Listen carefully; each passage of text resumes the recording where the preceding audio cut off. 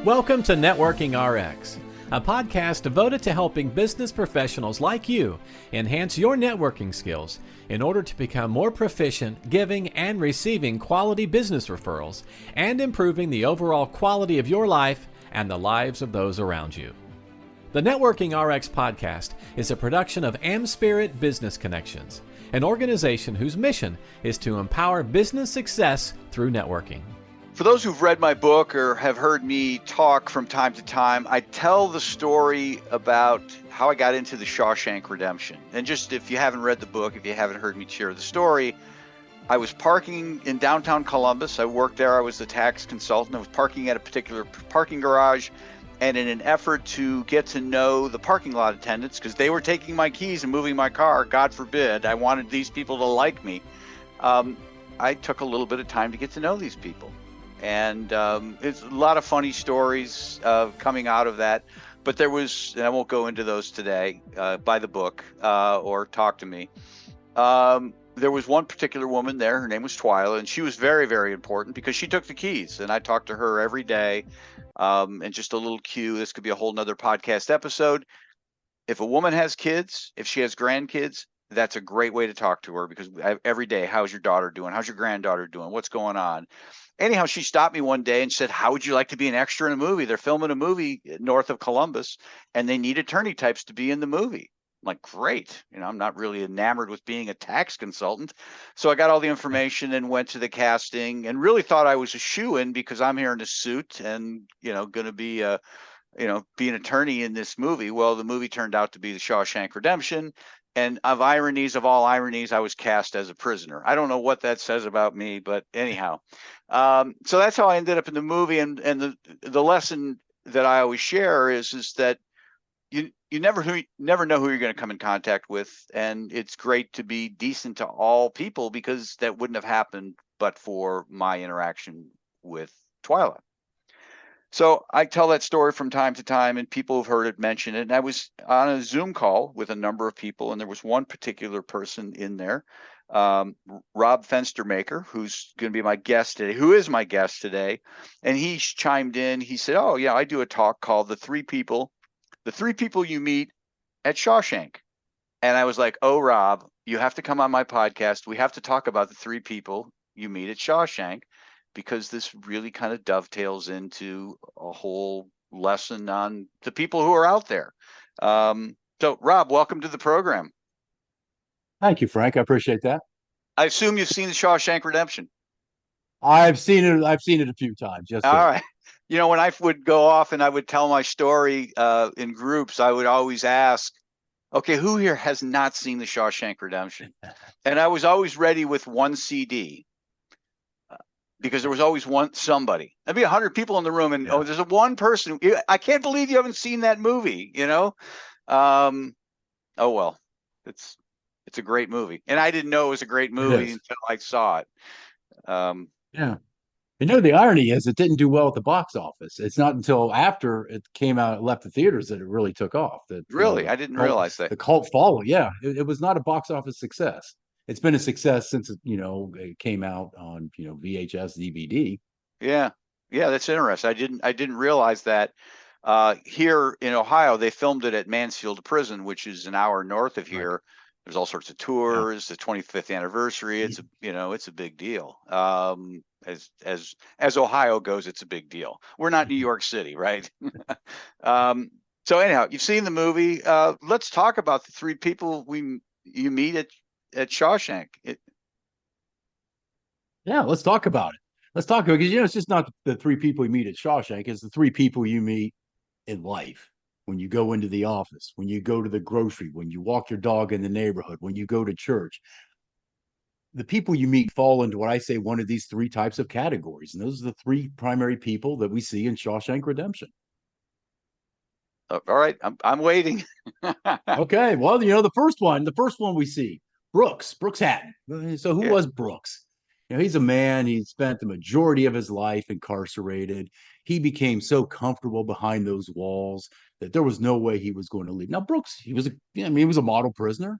Everybody respected Brooks, but he didn't know what life was beyond those walls. He didn't Yeah. know what and any opportunities that existed beyond those walls. And we see those people every day. You see them when you go to work. When I used to spend my time in corporate, those were the people that they were just miserable. The word job to them was a curse word, Yeah. but they would never admit that. They would never do anything with their life.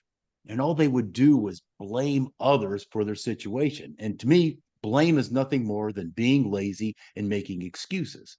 They could never move past beyond what it is they wanted to do in life. Well, one day Brooks finally realizes, hey, I'm getting parole. He can't have it. So what's the first thing he does? He holds a knife to one of his best friend's throat because he thinks, well, the only way they're going to keep me here is if I kill him.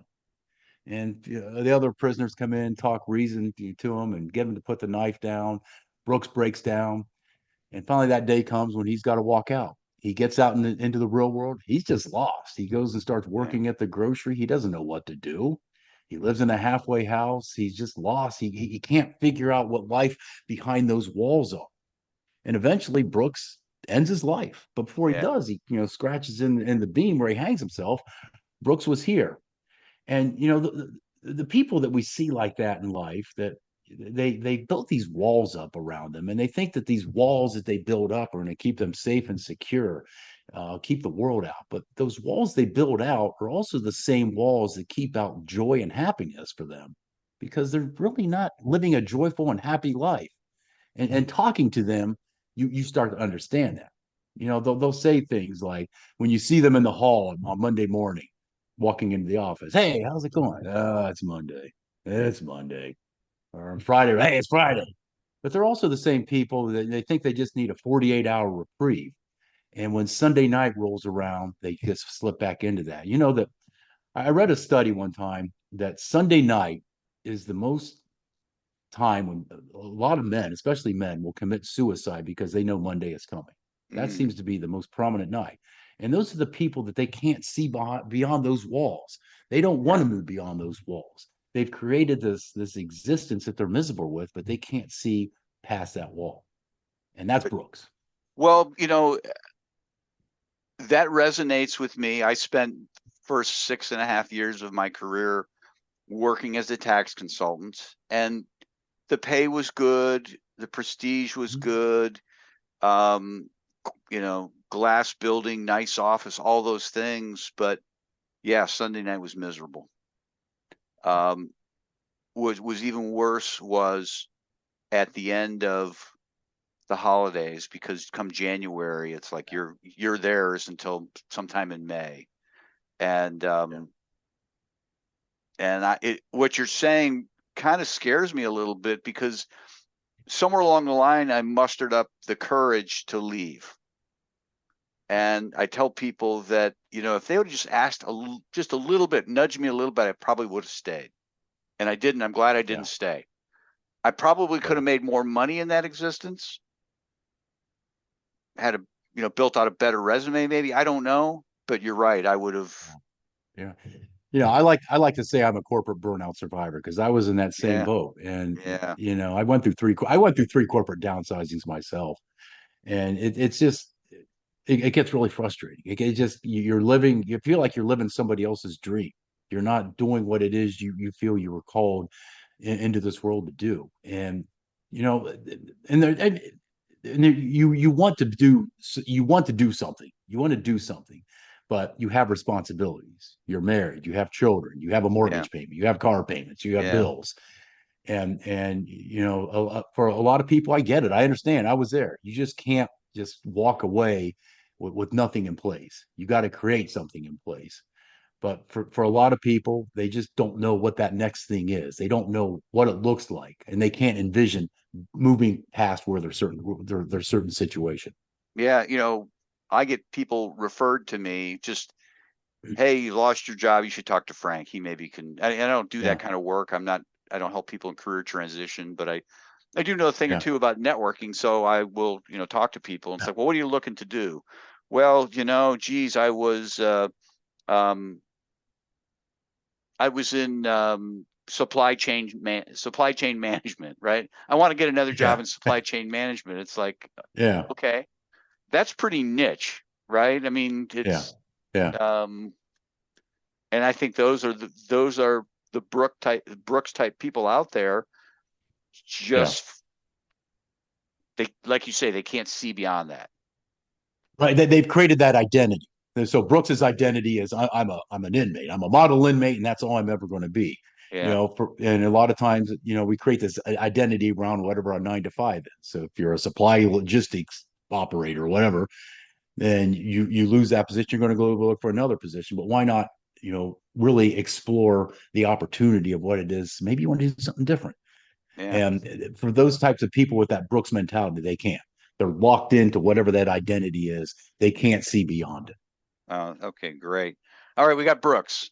Who's the second Yeah, person we we'll got meet? Brooks. And then we got Ellis Redding, known as Red. And Red's an interesting man. He had a couple great lines in Shawshank. Oh, a First one he few. liked.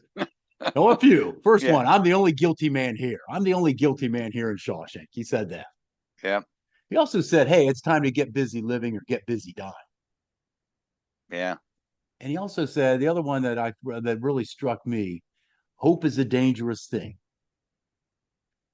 But Red was a man. He accepted where he was at. He, like I said, he admitted he's the only guilty man in Shawshank. He admitted to his crime. He understood that I'm here for a reason. I have to pay this price. He never saw an opportunity he was going to get beyond those walls. But I think he wanted to, but he couldn't see past getting past those walls. He'd already been through a few parole hearings, and he knew another one was coming up. And he's at that parole hearing. He just opens up, and they ask him, do you regret?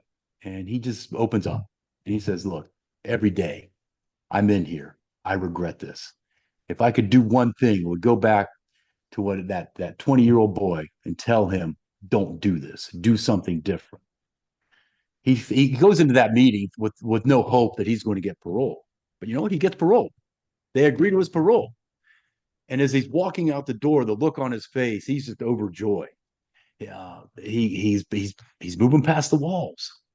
And he kind of goes into he gets the same position that Brooks had, working at the grocery store, actually living in the same exact room at the halfway house that yeah. Brooks was living at. I remember seeing And he's that kind of scene. getting, Well, I'm yeah, sorry. I yeah, remember seeing that scene, yeah, thinking, okay, he's going to off himself too. This is yeah, horrible. yeah. Well, yeah, he walks by the pawn shop, and he's just kind of standing there, and he looks at the 9mm in the case, and you think, oh no, he's not going to do Yeah, this, is he? Um, but he knows there's something more. He knows he wants something more out of life. And what happens? Someone comes along, a guide, and shows him the way. Says, "Look, this is what you got to do. This is where you got to go." And what's he do? He takes action. yeah, A lot of people will have an opportunity that presented to them, and maybe they'll kind of say, but he took action. And that's what's important. I call it imperfect action. Just take the action. So he did what he was told to do. He had a guide, he had a guru. He did exactly what as was instructed. And he went on a journey. He got on that bus and he went away. He knew it was wrong. He knew he was violating his parole. He knew if he got caught, he was going back to prison. But he had to do it. He knew he had to do it. He had to take action to understand what his life could become. And we saw what his life became. He gets to that beach. He sees that boat, and they go on a journey. yeah, But he had to have somebody show him the way. And we all see people like that in our lives. They're good people. They're just a little confused. Maybe they're not necessarily clear on what it is they want to do. They have a vague idea. They just need somebody to show them the way. They need somebody to take them along and say, this is what you need to do. You need to get clear. You need to get clarity around what it is you want to accomplish. And they work with them and empower them to take that step of action. Because a lot of people will say, I just need the perfect time to do something. I need the kids out of the house, or I need X number of dollars in the bank account, or I need to get that promotion. And they describe what this perfect time is. And even if that perfect time were to come, they would still negotiate their way out of it because they're yeah, not committed to action. Red was committed to action. Once he was told what to do, he took action.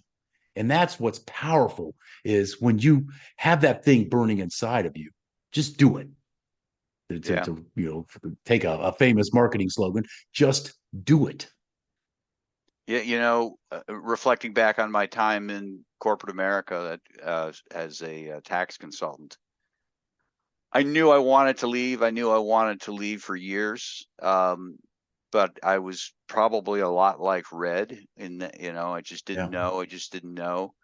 Um, I happened to be on a flight, and the in-flight magazine's got all sorts of stuff in there, and there were like those inspirational posters, and there was one inspirational poster that said, um, "You'll you can't discover new oceans until you have the courage to lose the sight of shore."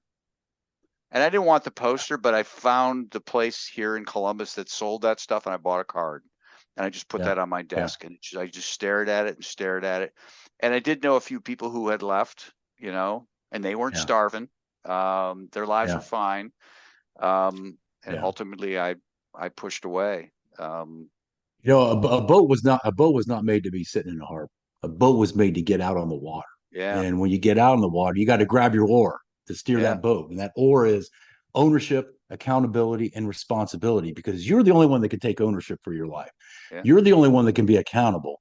And you have to take responsibility for what it is you want to accomplish. yeah, People can show you the way, but it's on you to do it. yeah. Well, I mean, certainly with these first two, I see myself in these. I assume the third is Andrew Dupree, but Well, it's Andy Dufresne, absolutely, yeah, absolutely. Dufresne. Thank And you. yeah, Andy Dufresne. And the movie starts, how the movie starts, he's, convicted of murdering his wife. And, it gets, he's going to prison, and he's kind of questioning, did I do this? He's like, I don't know. I was convicted. I guess I did this. And he kind of accepted his responsibility. But as he spent time in there, he starts to understand, wait a minute, I did not do this. And he finally gets clear on, this was not, I did not do this. This has not happened. So he has to plan his escape. He has to get out of here. He's been wrongly convicted. He's been wrongly held behind these walls. And the only thing he knows to do is get out. So he starts plotting his escape. And it doesn't happen in an instant. It takes time for this escape to happen. And we see it, he gets the little hammer. I can't remember what it was called, the little gem hammer or whatever it's called. Yeah, And each night just kind of chisels behind the poster. First it was Rita Hayworth, and then it finally ended up being Raquel Welch. It's kind of pumped behind those. And finally that night happens when he can finally make that escape. There's that storm going on. So he crawls through that hole in the wall. And a lot of people will crawl through that hole in the wall to get through there, and which is what he did. But all of a sudden, there's one more thing he's got to do. He's got to crawl through 100 yards of shit. He's got to get through that sewer pipe and crawl through raw sewage to get to the other side. And, a lot of people will get to that point and they're like, nah, that's just too much. I can't deal with the garbage that's in my life. I don't want to go back. But I'm absolutely convinced that when we deal with the tough things that have happened in our life, and we all have tough things, we all have yeah, things that we all have those skeletons, and dealing with those, it gives us the opportunity for that to become our crown. It gives us the opportunity for us to use those lessons we learn from those tough things in our life to serve others in a powerful way, to serve them in abundance, serve them abundantly, and let things pour into you and pour out. Because when we do that, I absolutely believe what is returned to us is tenfold. And when we serve people in that way out of abundance, it's us giving of our lives in a way that we were meant to. That whatever that is in your life, whatever that thing is, that's your opportunity to make a difference not in your life, but in others' lives as well. Because other people need an inspiration. You can absolutely be their inspiration, but you got to get clear on it. You got to be very clear on what it is you want to accomplish. And what I like to say is Martin Luther King said, I have a dream. He never said, I have a plan. I hear I have a plan. I think of the endless corporate meetings I used to have to sit through was just death by PowerPoint. But he said, I have a dream. And he was able to inspire millions of people into his dream because he had clarity around what it is we wanted to do. And we can all do that. Maybe we can inspire millions, but it's going to take a deep clarity of what it is we want to accomplish to do just that. Andy was clear. He knew what he wanted to do. And he took people on that journey with him. He took Red on that journey with him. He made a difference not only in his life, but he served Red in a powerful way to make a difference in his life. No, absolutely. As you were talking about um, climbing through the sewer pipe, the metaphor that came to mind to me was just the notion of, and I'm thinking about this in terms of going out in business on your own. I talk to so many Yeah. people who are, okay, maybe they're the Brooks and they've got the courage, they're kind of the Red, and then they turn back because it's like, yeah, I don't want to do that. Is there a way to get around this sewer pipe?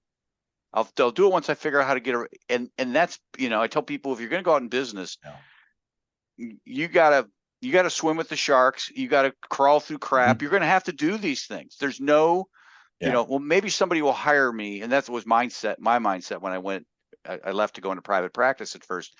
Maybe I could Yeah. find somebody who would want me 20 hours a week. A couple of people want me 20 hours a week, so I'm not working for anybody. I'm self-employed, Yeah. but I'm really not. You know what I mean? It's just like, no, Yeah. I had to get in Yeah. and I had to crawl through the crap and have bills Yeah. not get paid. Right. In my time in corporate, there was always the belief out there, well, if I could just, this is not for me, but other people as well. If I could just get out there and do my own thing, you know what? I could go to the beach whenever I wanted. I could go golf whenever I wanted, play tennis. I'm going to tell you right now, when I stepped away, when I finally stepped away, I tried to do it with a corporate mindset. I realized real quick, this isn't going to work. Yeah. And doing my own thing, I'm putting more hours in than I ever did in corporate. And I put my time in corporate. Don't get me wrong. Yeah. I put the time in. But if you really want to be a success, you've got to put the time in. It's a grind. You've got to be willing to do the grind. It's a 100% grind. Well, it is. It is. I work a lot. Well, you know what? I love what I do, so it's hard to say I work a lot. Yeah. And Yeah. I'm the same there's, way. Yeah. there's a soccer game on tonight. I'm gonna watch the soccer game, have my laptop open, do some things, or a hockey Yeah. game or basketball or football, and it's just like this is. I'm enjoying myself, but I totally get what you're saying because I remember when I first left. Well, when I was working in public accounting, it's like during the busy season, your life was theirs. You are there on Saturday. If you can come in on Sunday, great. We'd love to have you. We'll buy you lunch. Thank you. It's always a And pizza. It's always a pizza with a can of Coke, right? right, yeah. And I lamented that I got to go to the office. Yeah. But when I was self-employed, sitting there in bed at 7 o'clock on a Saturday morning, and that phone rings, I had a home office to start out with. I was Yeah. up. I'm up. I'm going to get that call. This is, Yeah. I own this now. Yeah. It was just a different mindset. But There is different mindsets when you own when it's something you call your own. And I mean, I tried to treat when I was in corporate that 20-foot space around me. I tried to treat that as my own, but reality is I called myself the CEO of that space, but the reality was did I really have the authority that a true CEO would have? No, no. yeah, But you do the best you can, and I mean I did okay. I did good in corporate, but when you're living somebody else's dream, it's a struggle. And the other thing I figured out in corporate was that you're always expected to be chasing after success. And we all want to be successful. right. I want to be successful. You want to be successful. But what I started to realize, especially in corporate, is every time I was about ready to cross that finish line, is that how the success was defined to me, someone would move it on me. Either a Yeah, new, something new came from down on high, or a new sheriff came in, and I'd have to start all over again. And so while I was in corporate, I started to understand, well, let's pursue significance first. And once I did that, it really created a great mind shift for me because I kind of stepped away from that 9 to 5 identity. I realized I was more than just what this 9 to 5 was. And living that life of significance meant, yes, I can live significantly here in the office, but I can also live significantly at home with my family, in my neighborhood, at my church, doing different things to make a difference. And that's how I started approaching life. And when you do that, I find success follows along with it. yeah. Well, let's dovetail. Let's talk about you. And I have a feeling that a lot of what you do, I could be wrong, is working with the Brookses and the Reds. You're the Andy in a Uh, lot of people's worlds, yeah, right? yes, yes. Yeah, that's it. That's it. And the Brooks and the Reds, the Reds are more fun because the Reds want to do something. They just don't know what they want to do. Those are the type of people that they say, I want to do it, but I just feel like I'm stuck in a rut. I don't know what to do. Yeah. And I tell them the only difference between a rut and a grave is its depths and its dimensions. So don't take that dream, that vision you want to the grave with you. You got to do something about it. So, when I work with people, I think one of the most important things to do is just create a solid foundation for their truths, because I don't think a lot of people have really taken the time to explore their deep truths.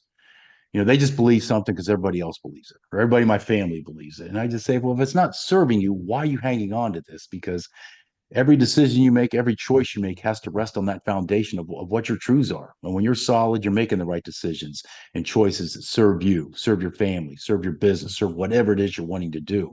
And then just bringing clarity to what that vision is. We do that because you got to be clear. Like I said earlier, you got to be clear, because not only are you inspiring yourself, you're going to inspire others when you have that clarity. And then we just start building what I call your roadmap to success, because you got to have a destination in mind. And the thing that's cool about a roadmap, you look at it, there's no one set way to get there. You can look at the way that's going to be the most direct route, way it's going to get you around traffic, maybe the way it's going to take you on a bit of a journey. Getting that destination is important. What I think is more important is who you become along the way, that person you become, that person of excellence that you become. You may have heard the LP Jack saying, where he talks about a master in the art of living, and he ends by saying that everything they do with excellence. So when you have a solid foundation for your life, and you're clear on what it is you want to do, and you have that destination in mind, you're doing everything with excellence because it's so important to you. At that point, I like to say you're a leader. You got to know who you're leading, because if you don't know who you're leading, you're just out for a Sunday stroll. So we really start exploring who is your tribe, how can you speak effectively into them, how can you take them on this journey with you, and be that leader you're called to become. And I just do this in my one-on-one coaching program, where I take my clients on that very journey. Yeah, I mean, I guess in a nutshell, you're looking for people who've listened, you're looking for that person who, and I'll phrase it and you can change it however. You're looking for that person who's lost that doesn't want to be. You're looking. That's it. That's it. That's it. That's it. Exactly. That's it. Exactly. Because, that's who I was. I was just that person. I knew I wanted something more. I just didn't know what to do. Yeah. I was in that rut. I didn't know what to do. And someone helped me to get out of that rut. And now it's my goal in life to serve others, to help them get out of their rut. Yeah. No. And I think there are lots of people who are out there like that. They might be in corporate America. They might be self-employed and just have chosen. Exactly. Not all my clients have come from corporate. I've had clients that have had their own business. I've had clients that were just kind of in trying to figure out what the next move was, and they were maybe not necessarily in between jobs, but they wanted to launch something else. And I've had clients that are in corporate, but they're just kind of looking for that more meaning. So just people that love to dream. Those are the ones I love to talk to, the dreamers of the world, because we need dreamers. We need dreamers in this life, because they give us new things. They give us new ideas. And we all have those dreams within us. And sometimes those dreams just need to be refined so we can bring them out into the world to make the world a better place. This has been awesome. Best way to get a hold of you? Best way to get a hold of me, see my link up here. Just jump on my calendar, calendly.com/Rob-Fenstermaker, or you can go to my website, robfenstermaker.com. You can learn a little bit more information about me. You can go ahead and schedule a complimentary discovery call where we can explore what your dream is, and so what we need to do to make your dream your reality. I will get that in the show notes. This is audio only, so I'm the only one able to see it, okay. But I will get that in the show notes. Okay. Got it. Thank you very much. This has been inspiring, really. Thank you. I appreciate it. Thanks for joining us on the Networking RX podcast. Please put what you've learned into action today, and let us know if you have questions, comments, or ideas for future topics. You can email them to us at podcast@amspirit.com. That's AmSpirit.com. Finally, so you never miss an episode, be sure to subscribe to the Networking RX podcast through iTunes, Overcast, or however you receive your podcasts. Now get out and network with someone. The Networking RX podcast is the copyright production of AmSpirit Business Connection. All rights reserved.